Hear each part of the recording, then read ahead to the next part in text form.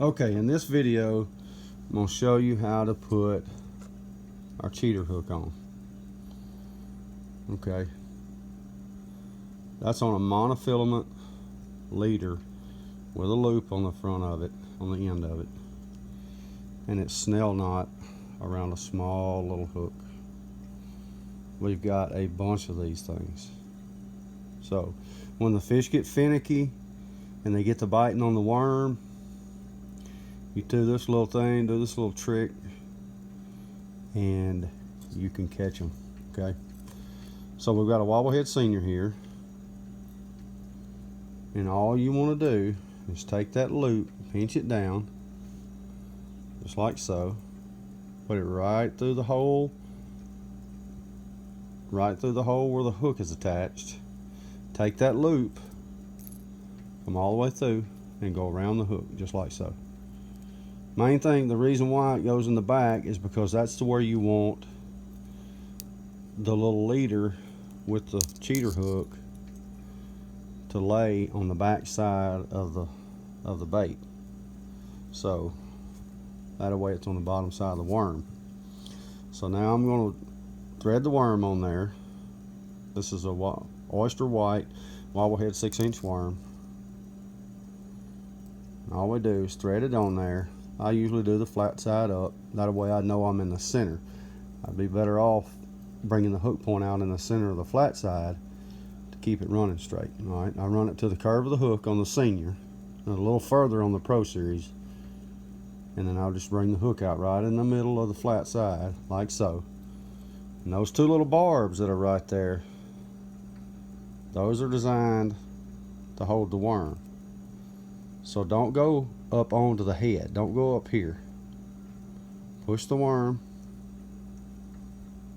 up on those barbs, and you can even push the back of the worm on those barbs to make sure they grab, and then you're straight.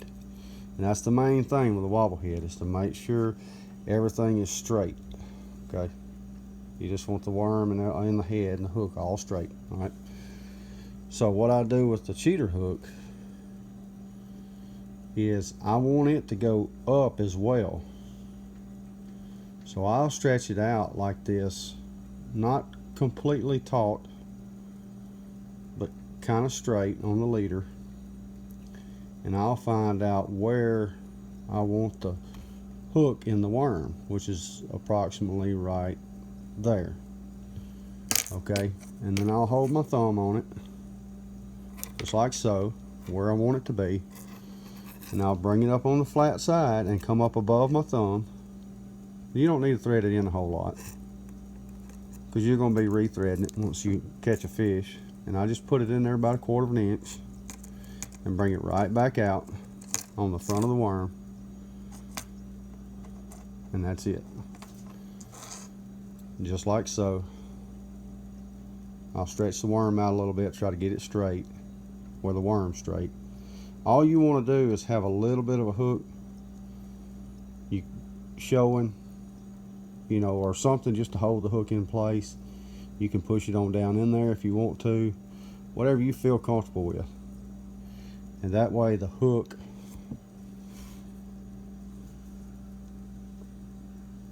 the cheater hook and the hook is in line, and when they come up on the tail right here and start grabbing it, they'll grab a hook, and it's tied to that leader.